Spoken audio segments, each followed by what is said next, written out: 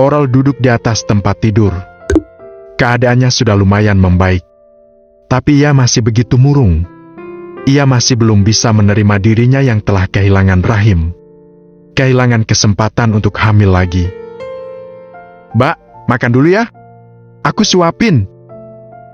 Layam mengambil makanan khusus untuk pasien yang sudah tersaji di atas meja nakas. Makanan yang datang sejak 10 menit yang lalu. "Gak mau, Layam. Aku lagi malas makan." Timpal Oral. Pandangannya terus ke jendela. Tak mau menatap langsung ke arah Layam. "Mbak Oral masih sedih ya?" Layam mengelus rambut panjang Oral. "Mbak Oral kan udah punya bayi kita. Nanti kita urus dia dengan sebaik mungkin. Kalau Mbak Oral kayak gini terus, kasihan dia nanti, Mbak." Oral meresapi kata-kata Layam. Benar, tak seharusnya ia terus-terusan rapuh seperti ini. Bukankah ia masih punya bayi untuk ia rawat?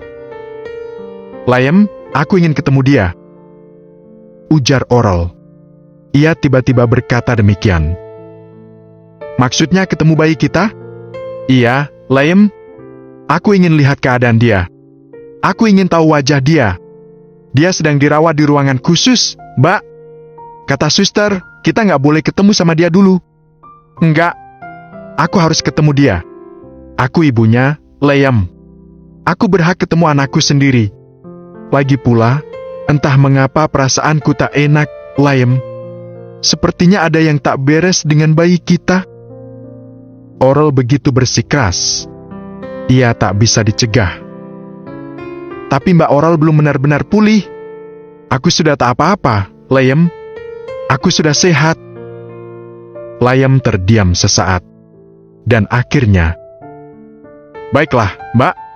Aku bilang sama suster dulu ya kalau kita pengen banget ketemu bayi kita. Semoga saja mereka ngizinin kita." "Iya, Layam."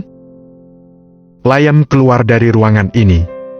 Ia pergi ke ruangan perawat. Sedang Oral menunggu dengan sabar. Sambil berharap semoga dokter mengizinkan dirinya untuk bisa bertemu bayinya. Ia benar-benar rindu terhadap buah hatinya. Selang 10 menit, Layam kembali ke hadapan Oral. Ia masuk ke ruangan ini sambil membawa kursi roda. "Gimana, Layam? Kita boleh melihat bayi kita, kan?" tanya Oral. "Iya, Mbak. Boleh.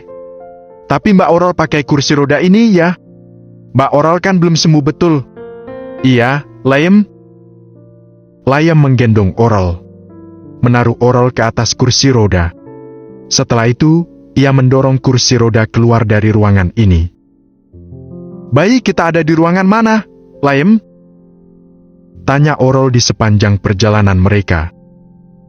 "Di ruangan isolasi khusus bayi baru lahir, Mbak.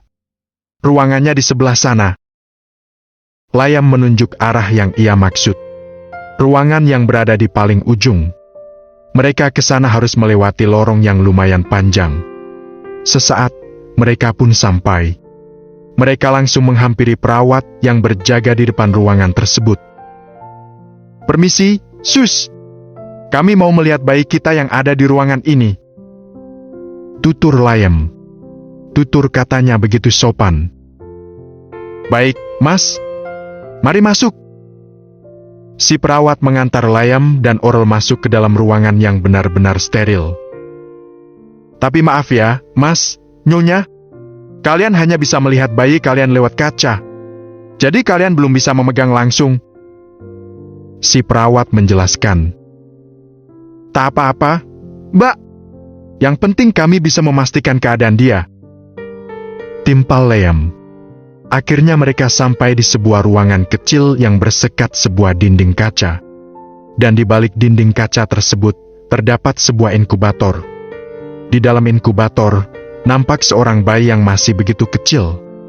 Dan yang memprihatinkan, banyak alat-alat medis yang terpasang di tubuhnya. "Diakah bayi kami, Sus?" tanya Oral. "Benar, Nyonya. Dia kenapa, Sus? Kenapa bayiku penuh dengan alat-alat medis seperti itu? Dia tak kenapa-napa kan? Dia baik-baik saja kan?" Dia tak ada kelainan apapun kan? Seketika Oral begitu panik. Perasaannya mengatakan ada yang tak beres. Nalurinya sebagai seorang ibu tak bisa terelakkan. Bayi ibu masih begitu lemah. Tapi untuk tahu lebih jelas bagaimana keadaannya, nanti dokter akan menjelaskan semuanya. Terang si perawat. Di mana dokter yang menanganinya, Sus? Aku akan tanya dia sekarang. Oral begitu tak sabar. Dokter Kuntul sedang ada praktek, Nyonya. Mungkin 2 jam lagi baru selesai. Bilang sama dia, aku akan menemuinya sekarang juga. Oral sangat gegabah. Mungkin karena perasaan paniknya. Mbak Oral sabar dulu. Kita tunggu saja sampai dokter Kuntul selesai praktek. Layam berusaha menasihati. Tapi aku ingin tahu kondisi bayi kita sekarang juga, Layam. Aku tak bisa sabar. Aku khawatir sama bayi kita. Ayolah, Mbak. Layam begitu memohon. Dan akhirnya Oral patuh. Ia berusaha sabar, setidaknya sampai 2 jam ke depan. Layam dan Oral pun kembali ke kamar. Sambil terus-menerus berharap-harap cemas. Di sebuah kos-kosan kecil, Haidar duduk di dalamnya. Sudah 3 hari ini dia tinggal di tempat ini. Ia belum bisa pulang ke desa, juga tak berani pulang ke rumah Anwar, dan pulang ke apartemennya yang dulu. Apartemen yang dibelikan Anwar untuk tempat tinggal dirinya dan Oral ketika usai melangsungkan pernikahan. Haidar takut menghadapi Anwar. Pasti sang papa akan menyalahkannya atas apa yang terjadi pada Oral saat ini. Pasti dia tak akan diizinkan untuk menjelaskan mengapa bisa seperti ini. Tok, tok, tok. Sebuah ketukan pintu terdengar. Pak, saya masuk ya?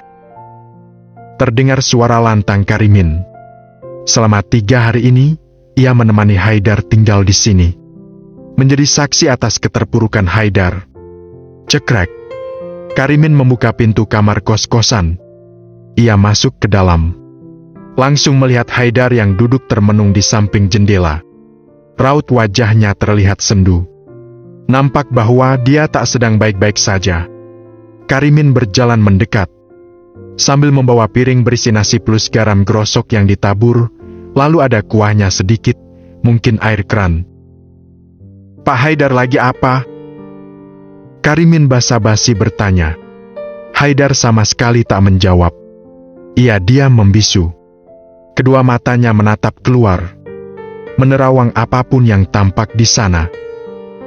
Ini, Pak. Bapak harus makan dulu. Sudah 2 hari kan Bapak nggak makan. Ucap Karimin. Rupanya ia begitu perhatian terhadap sang majikan. Aku nggak mau makan, Min. Akhirnya Haidar bersuara. Kenapa nggak mau, Pak? Nanti Bapak bisa sakit. Nanti saya juga yang repot. Aku tak nafsu makan jika keadaannya masih seperti ini. Bapak masih merasa bersalah? Tentu saja. Aku sudah mencelakai orang yang sangat kucintai. Jadi mana mungkin aku bisa baik-baik saja? Terang Haidar. Pak, apa yang terjadi pada Nyonya Oral? Mungkin memang jalannya seperti itu. Jadi Bapak jangan terlalu menyalahkan diri sendiri. Lagian saya dengar, Nyonya Oral sudah siuman sejak kemarin. Benarkah? Haidar langsung tampak girang. Ia seketika bersemangat. Iya, Pak. Ratempik yang memberitahu saya. Berarti sekarang dia baik-baik saja kan? Dia sudah tak kenapa-napa, kan? Tanya Haidar. Iya, Pak. Tapi kalau Bapak ingin lebih jelasnya, Bapak temui saja Nyonya Oral. Bapak rindukan sama dia. Mendadak ada semburat kesedihan di wajah Haidar mendengar ucapan Karimin tersebut. Enggak, Min. Aku nggak berani menemuinya. Aku takut. Lirih Haidar. Ia berbicara sambil menundukkan wajahnya. Kenapa, Pak? Tanya Karimin. Karena dia sudah sangat membenciku, Min. Aku yang menyebabkan dia jadi seperti ini. Aku yang telah sama saja membuat dia kehilangan. Karimin terdiam. Kali ini ia tak bisa berkata apa-apa. Suaranya tercekat di tenggorokan. Lalu bagaimana keadaan bayinya? Haidar meneruskan pertanyaannya. Kata Ratempik, bayinya masih lemah. Bahkan masih berada di ruangan isolasi. Tapi untuk keadaan lebih jelasnya, nunggu penjelasan dokter. Haidar menghela nafas. Ia ikut khawatir mendengar kabar tersebut. Ini, Pak. Makanlah dulu. Karimin kembali menyodorkan piring berisi nasi plus garam grosok ke hadapan Haidar. Aku sudah bilang kan, Min? Aku tak mau makan. Haidar masih menolak. Ia benar-benar tak nafsu makan. Ya sudah, terserah Bapak. Tapi saya akan menaruh makanan ini di sini. Jadi jika nanti Bapak kelaparan, Bapak bisa langsung memakannya. Karimin meletakkan makanan tersebut ke atas meja nakas di samping Wan Jang Haidar. Saya permisi dulu, Pak. Pamitnya, Karimin beranjak. Ia berjalan menuju ke pintu. Tunggu, Min! Lantang Haidar. Karimin pun menoleh. Ia menghentikan langkah kakinya.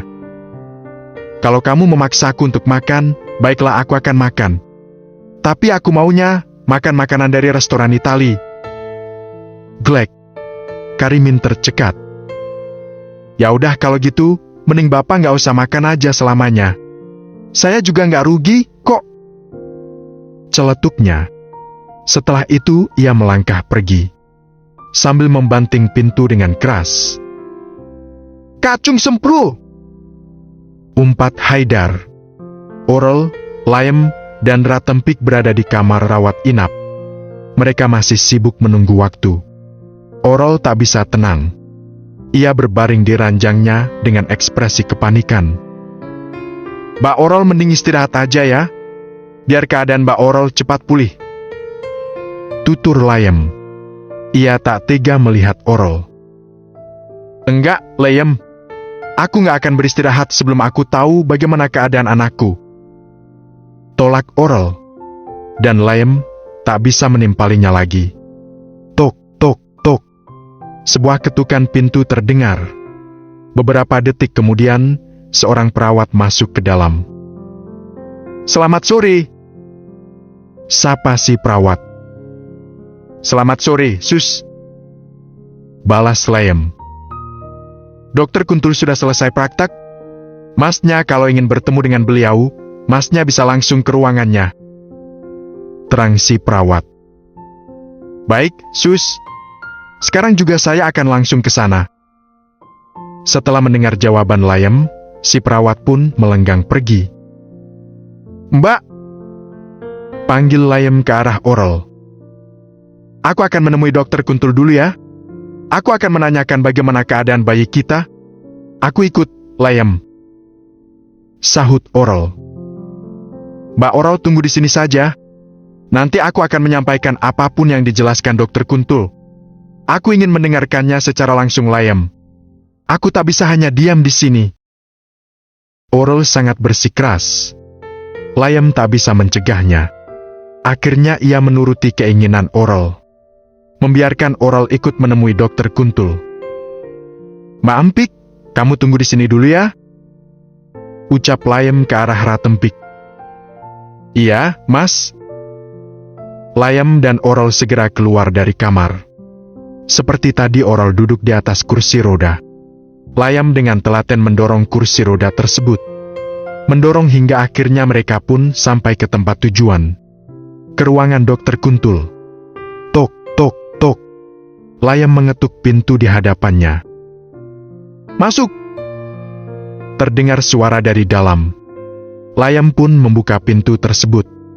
Ia masuk ke dalam sambil mendorong kursi roda yang diduduki Orel. Selamat sore, Dok. Sapa Layem ke arah dokter Kuntul. Sore. Silakan duduk, Mas. Balas dokter Kuntul. Layem pun patuh. Ia duduk di hadapan dokter Kuntul. Sedang Orel berada di sebelahnya. Jadi bagaimana keadaan bayi kami, Dok? Orel langsung menanyakan hal tersebut. Baik. Saya akan berusaha menjelaskan dengan sejelas dan setenang mungkin kepada Nyonya Oral dan juga Mas Liam tentang keadaan bayi kalian. Bayi Nyonya lahir di usia kandungan 30 minggu, dan kondisi organ-organnya belum sepenuhnya matang, terutama hati dan paru-parunya. Oral mulai menangis. Jadi apa maksudnya, Dok? Tanyanya. Saat kami lakukan pemeriksaan lanjutan tadi malam, kami menemukan adanya kerusakan serius pada organ hati bayi Anda. Kami menduga ini akibat trauma internal yang terjadi saat insiden jatuh Nyonya, ditambah dengan kondisi prematur. Mendengarnya, tangis Oral semakin menjadi. Apa bayi kami bisa disembuhkan, Dok? Tanya Liam. Kami sudah lakukan segala intervensi medis yang bisa kami berikan saat ini. Tapi sayangnya, fungsi hati bayi saat ini hanya berjalan sekitar 10-15. Jika dibiarkan, organ-organ lain akan ikut terdampak. Jadi untuk menyelamatkan nyawanya, kami harus mempertimbangkan satu opsi terakhir. Ucapan Dokter Kuntul terhenti. Apa maksudnya, Dok? Tolong jangan bertele-tele. Suara Oral bergetar. Bayi Nyonya harus melakukan transplantasi hati. Hanya itu satu-satunya jalan saat ini. Dan karena ia masih bayi, transplantasi parsial bisa dilakukan. Artinya, seseorang yang sehat bisa mendonorkan sebagian hatinya untuk menggantikan bagian hati bayi yang rusak. Tangis Oral semakin pilu. Ia tak menyangka makhluk kecil yang dilahirkannya harus merasakan beban yang seberat ini. Dan begitu pun dengan Liam, ia juga sangat sedih dan terpukul. Tapi ia berusaha untuk tetap kuat. Jadi secepatnya harus ada yang mendonor ya, Dok? Tanya Liam. Ia kembali tegar. Betul, Mas. Dan idealnya, orang tua kandung adalah pendonor yang paling cocok karena faktor kecocokan genetik lebih tinggi. Tetapi jika mendesak, bisa juga mempergunakan donor hati orang lain. Terang Dokter Kuntul. Saya saja yang mendonor, Dok. Saya siap. Saya ayahnya. Hati saya pasti cocok untuk didonorkan ke bayi kami. Liam dengan mantap mengajukan dirinya sendiri. Baik, Mas. Kami akan segera melakukan pemeriksaan terhadap Anda. Tetapi sebelum itu perlu saya kasih tahu terlebih dulu. Keputusan ini harus dipertimbangkan matang-matang, karena prosedur donor ini juga tidak ringan untuk si pendonor. Jika operasi gagal, risiko kerusakan organ total akan sangat tinggi. Dan bisa saja merenggut nyawa pasien dan pendonor, atau salah satunya. Kalau untuk keselamatan saya tak peduli, Dok. Yang penting, selamatkan bayi kami. Periksa saya sekarang juga. Jika cocok, saya siap melakukan operasi kapanpun. Baik, kami akan mulai pemeriksa Anda, dan jaringan sekarang juga untuk Mas Liam. Sambil itu, tim kami terus memantau kondisi bayi kalian di NICU. Kami akan berjuang semaksimal mungkin. Ucap si dokter. Setelah itu Liam dan Oral meninggalkan ruangan Dokter Kuntul. Liam mengantarkan Oral kembali ke kamarnya. Kembali membaringkan Oral ke atas ranjang tidurnya. Kamu benar-benar ingin mendonorkan hati kamu ke bayi kita, Liam? Gumam Oral. Iya, Mbak. Tapi kalau ada apa-apa sama kamu gimana? Aku nggak mau kehilangan kamu. Aku nggak akan kenapa-napa, Mbak. Aku akan baik-baik saja. Aku janji. Liam begitu mantap. Sudah ya, Mbak. Aku tinggal dulu. Aku harus melakukan pemeriksaan terlebih dahulu sebelum melakukan operasi. Pamit Liam. Ia segera keluar dari kamar Oral. Ia pergi menuju ke ruangan yang tadi diberitahukan oleh dokter. Ruangan untuk melakukan pemeriksaan. Pertama-tama Liam harus melakukan tes golongan darah. Karena golongan darah, dirinya harus kompatibel dengan golongan darah si bayi. Selanjutnya melakukan tes krasmed atau antibodi. Juga tes HLA, yaitu melihat kecocokan jaringan antara Liam dan si bayi. Setelah selesai, Liam juga melakukan pemeriksaan fungsi hati, melakukan quad scan, tes hepatitis dan HIV, tes jantung, tes paru-paru, dan terakhir pemeriksaan ginjal. Semua Layam melakukan dengan perasaan harap-harap cemas. Sambil dia terus berdoa, semoga ia layak untuk menjadi pendonor hati untuk bayinya sendiri. 3 hari kemudian. "Kamu sudah menengok bayi kita?" tanya Oral begitu Layam masuk ke ruangan ini. "Sudah." Layam berjalan mendekat, lalu duduk di samping sisi ranjang Oral. "Dia sedang tidur?" "Ya, dan tidurnya sangat lucu. Persis kayak Mbak Oral. Benarkah?" Oral tersenyum, tapi matanya berkaca-kaca, dan kemudian mata itu mengeluarkan air. Layam mengelus puncak kepala Oral. "Mbak Oral nggak usah sedih. Bayi kita tak akan kenapa-napa. Dia akan baik-baik saja. Hatiku pasti cocok untuk dia." Layam berusaha menenangkan perasaan Oral. Karena selama 3 hari ini, mereka hanya bisa menunggu hasil dari pemeriksaan yang dilakukan Layam. Sampai sekarang, dokter belum mengabarkan apa-apa. "Benar, Oral. Kamu tak perlu khawatir. Yakinlah, bayi kalian pasti akan sembuh," sahut Claudia. Ia juga berusaha ingin menenangkan perasaan Oral. Tok, tok, tok. Sebuah ketukan pintu terdengar. Lalu beberapa orang masuk ke dalam. Rupanya Dokter Kuntul dan seorang perawat. "Selamat siang," sapa Dokter Kuntul. "Selamat siang, Dok," jawab serentak Layam, Oral, dan Claudia. "Saya kemari ingin mengabarkan tentang hasil pemeriksaan yang dilakukan Mas Layam selama beberapa hari kemarin. Jadi bagaimana, Dok, hasilnya? Saya bisakan mendonorkan hati saya?" Dokter Kuntul diam sebentar, tetapi kemudian ia kembali berbicara. "Begini, Mas, kami sudah menyelesaikan seluruh rangkaian pemeriksaan. Golongan darah Mas Layam memang cocok, dan fungsi hati Mas Layam juga dalam batas normal. Tapi, setelah kami lakukan uji kecocokan jaringan dan antibodi, atau istilahnya crash match, hasilnya menunjukkan bahwa tubuh bayi kemungkinan besar akan menolak hati Mas Layam." Layam seketika tercengang mendengar penjelasan dokter. "Menolak?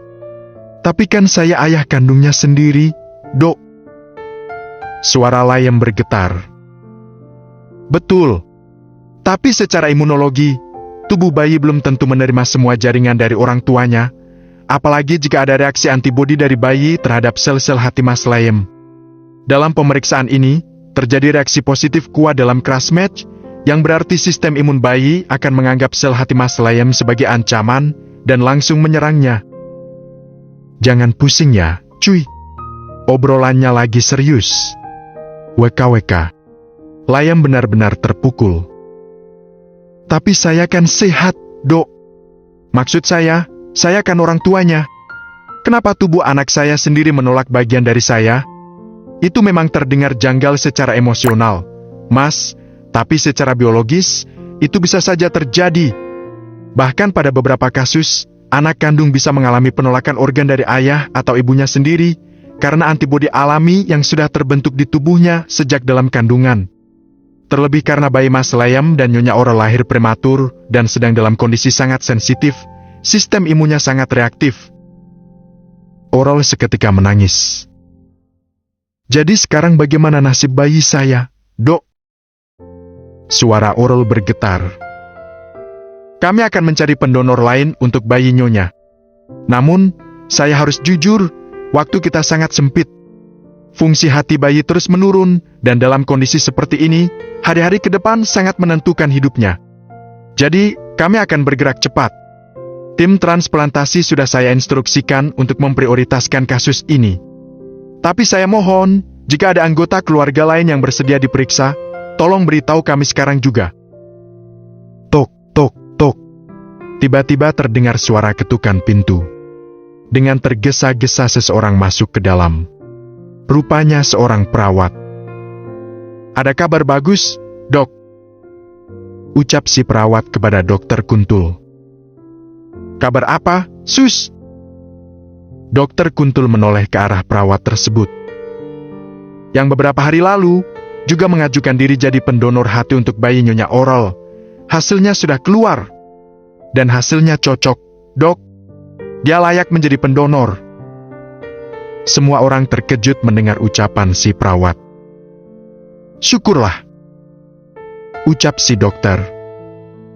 Jadi begini Mas Layem, Nyonya Oral. Beberapa hari yang lalu ada seseorang yang ingin mendonorkan hatinya untuk bayi kalian. Maka kami pun melakukan serangkaian tes kepada orang tersebut. Dan ternyata hasilnya, dia layak untuk mendonorkan hatinya. Jadi secepat mungkin, kita bisa melakukan operasi. Terangnya. Tunggu, Dok. Kalau boleh saya tahu, siapa si pendonor itu, Dok? Apakah kami mengenal dia? Tanya Layem. Ia begitu penasaran dengan seseorang yang dimaksud Dokter Kuntul.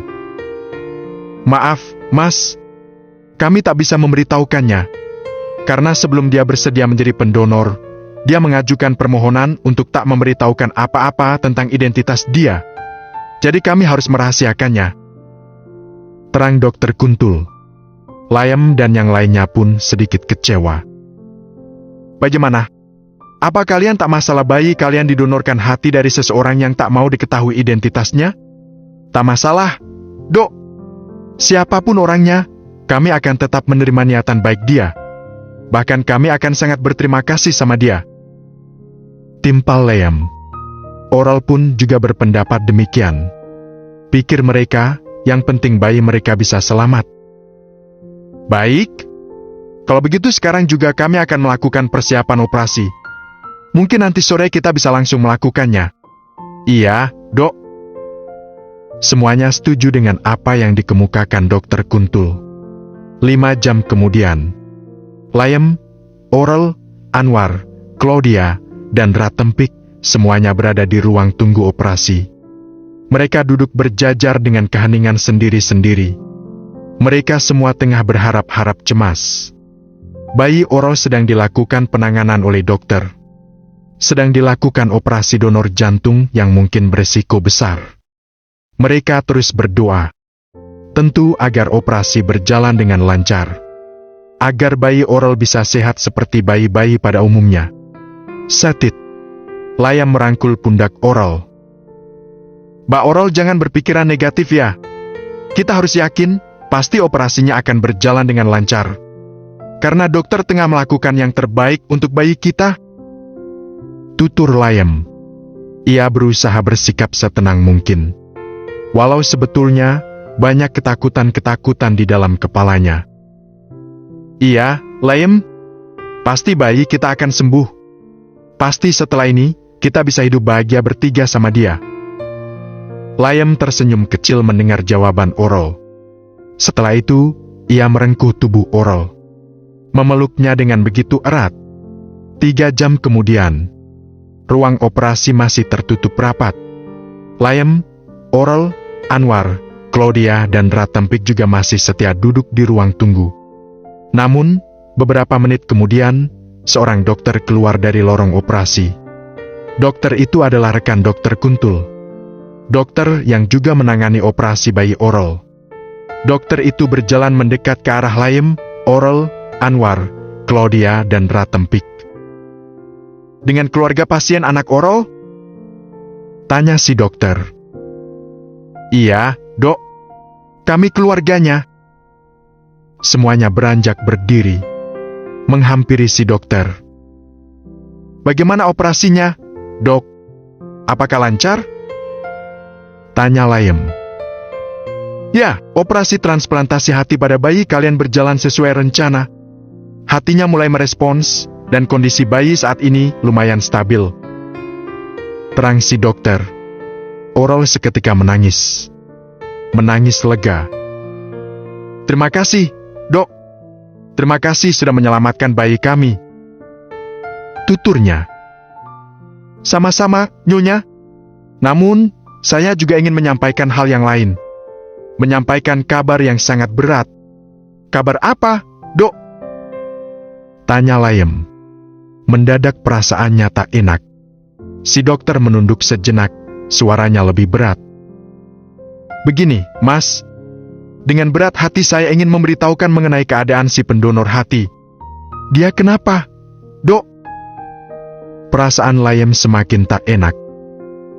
Saat operasi tadi, si pendonor mengalami komplikasi pendarahan hebat saat proses pengambilan hati. Kami menduga ada anomali pembuluh darah yang tidak terlihat dalam imaging sebelumnya. Saat kami membuka jalur vena hepatika, terjadi perdarahan masif yang sulit dihentikan. Maksudnya gimana, Dok? Tanya Oral. Ia tak begitu mengerti kata-kata si dokter. Kami tak bisa menyelamatkan si pendonor. Jadi si pendonor meninggal. Benar, Nyonya. Kami sudah melakukan cara semaksimal mungkin. Kami sudah lakukan transfusi darah, upaya penjahitan ulang, bahkan kardiak massage. Kami tidak bisa menyelamatkannya. Suasana hening. Tetapi kemudian, isak tangis pun terdengar. Oral menitikkan air mata. Karena walaupun ia tak tahu siapa si pendonor itu, tapi menurutnya orang itu adalah pahlawan. Terutama bagi bayinya.